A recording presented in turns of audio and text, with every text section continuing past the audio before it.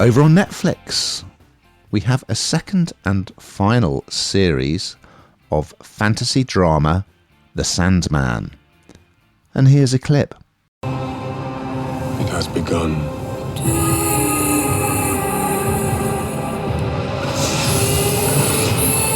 Dream is returning to heaven. Lord Morpheus comes to us in a futile attempt to free one he loves from our domain.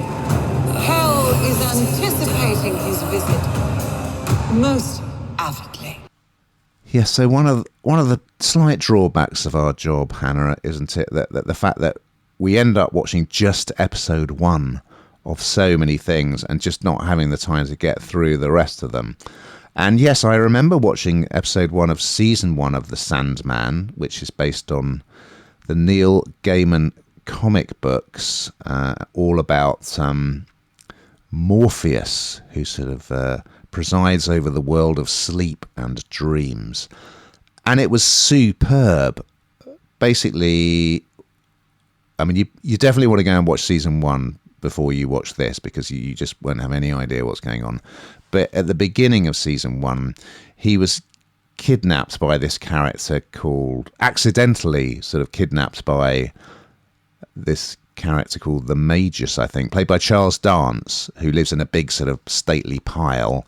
And he was trying to capture Death, but accidentally he captured Morpheus using sort of supernatural means. And so he kept him in this glass sphere naked for 100 years. So that was the starting point. Anyway, so go back and watch it. But in this second season, which actually drops in what they're calling 2 volumes, so you get 6 episodes from this week, and then you'll get another 5 episodes in volume 2 on the 24th of July, and then there's a bonus episode on the 31st. Okay, very straightforward.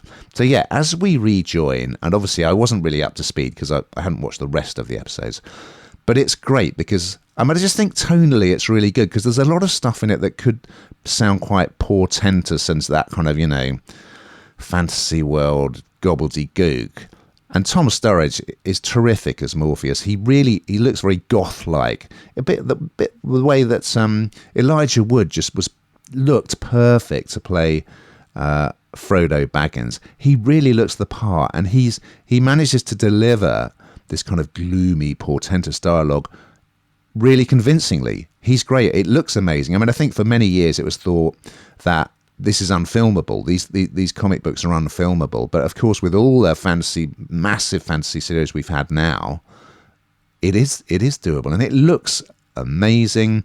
But one of the great things about it is, so as we rejoin, he's meeting up Dream, he's also known as. He's got lots of other pseudonyms.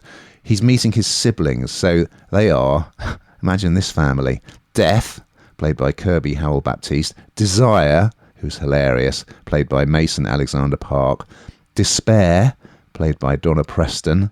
Then there's also Destiny, played by Adrian Lester; and Delirium, played by Esme Creed Miles.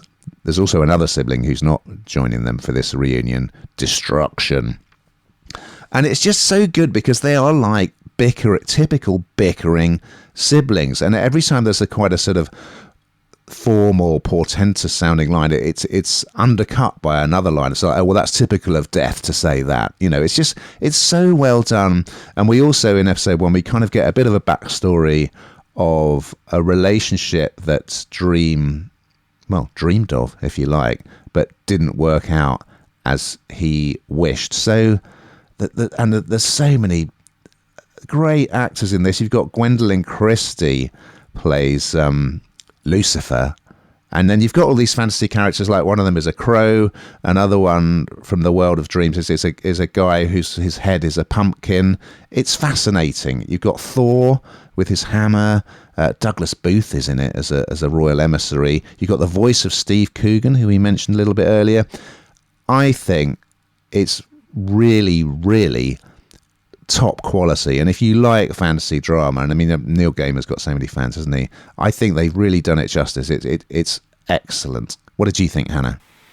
Well, you know how I feel about fantasy dramas, and I don't love them, and I don't particularly love this. But that doesn't mean to say it's not great. It is. It's top quality, like you say. There's some great actors in here. The storyline's absolutely brilliant.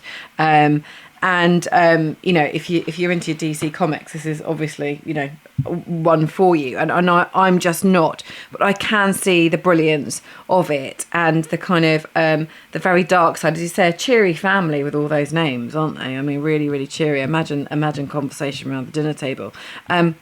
It's absolute fortune to produce something like this as well. So you can imagine the quality and the kind of the love and the kind of everything that's gone into it, really. So I think it's $15 million per episode, I think, is what I read up of how much it cost.